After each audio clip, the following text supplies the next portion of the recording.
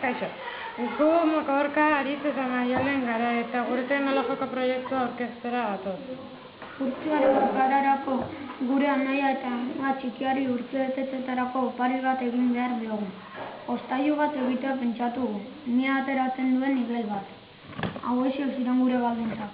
Zapata kaxa baten tamaina izan beharko luke gutxi gorabehera, puntu bakar batean eraginda emankuloaren atal guztia mugitzea gustatuko litzaioke, eta edozein material erabili ahal izango dugu proiektua burutzeko, baina gutxienez 3 motatakoa.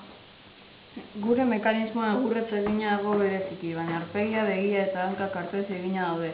Egurrezko pieza borobil bat egin genion zulo txiki batekin albo batean, eta bertan tornilla bat sartuta gero beste egurrezko makilpin bat kontzeko. Makilpin honek mekanismoari mugimendu lineala ematen dio.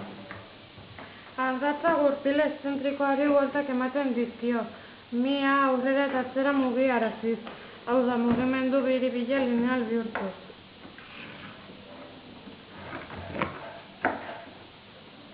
Eta hau da gure azalpena.